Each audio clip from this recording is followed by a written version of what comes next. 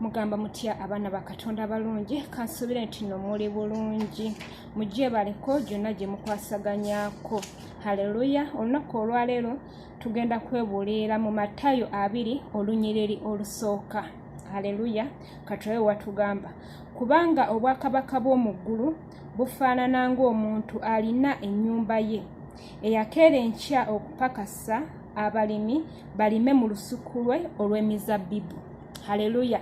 Mukama atugambye nti Matayo 2 kubanga obwakabaka bw'omu ggulu bufaanana ng'omuntu alina ennyumba ye.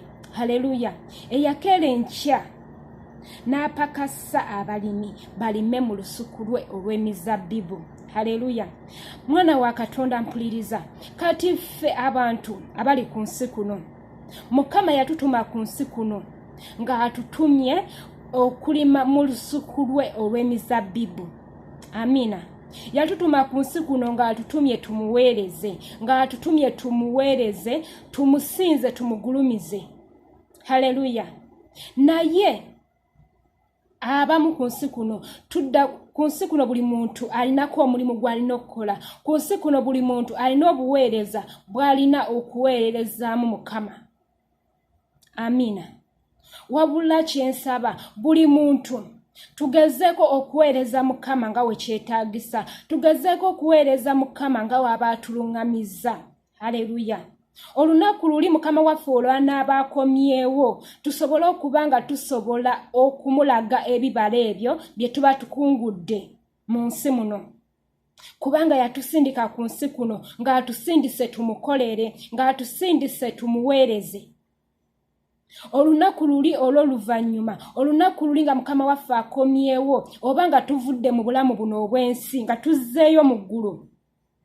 Agenda kumbuuza nti ku nsi wakolayo mulimu ki? Ebikola bye tukola ku nsi kuno mwana wa Katonda ye bigenda okutugoberera nga tuvudde mu bulamu bw'ensi eno. Ye bigenda okugoberera omwoyo gwaffe gye gugenda okuwummulira emirembe n'emirembe. Wabula ebikolwa bye tuba tukoze we biba nga tebiriimu makulu, nga tetulina kikolwa kizimba bwakabaka bwa Katonda bye tukoze mu nsi muno, omwoyo gwaffe gugenda kuzikirira. Kubanga omwoyo gwange Mukama yagutuma ku nsi kuno ng'agutumye okumukolera, ng'agutumye okumuweereza. Naye ku nsi kuno kuliko ebintu ebitubuzaabuza bingi. Ku nsi kuno kuliko ebintu ebitujja mu kubeerawo kwa Katonda bingi. Haleluya. Ne tuva ku mulamwa Katonda gwe yatutumira okukola ne tukola ebyaffe. Ku nkomerero ya byonna ne tumaliriza ng'emyoyo gyaffe gizikiridde. Kubanga tetwakola mulimu ogwo gwatutumisa ku nsi kuno. Haleluya.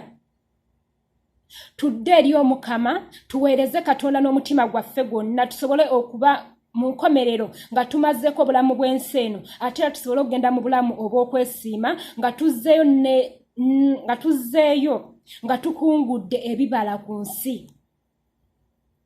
Haleluya. Kubanga ebibala bye tukungula ku nsi kuno tugenda bisangayo eri mu ggulu omwoyo gwaffe gye gunaawummulira. Naye kinaatukwasa ensonyi nga ku nsi kuno omwana wa Katonda obadde mulokole otuuke mu ggulu amazima amatuufu nga tewali kikuyisaawo kugenda mu bwakabaka bwa Katonda. Kubanga oba tolinaayo kye waterekayo, oba tolinaayo kintu n'ekimu kiraga ky'okungudde ku nsi. Amina. Tweweeyo tube bamalirivu, Mukama atuyambe tuwangule ensi eno nga Mukama waffe Yesu Kristo yawangula ensi eno, naffe tumusabe ekisa atuyambe tugiwangule. Haleluya. Mukama abankumire ate era abanjagalire mwebale nnyo.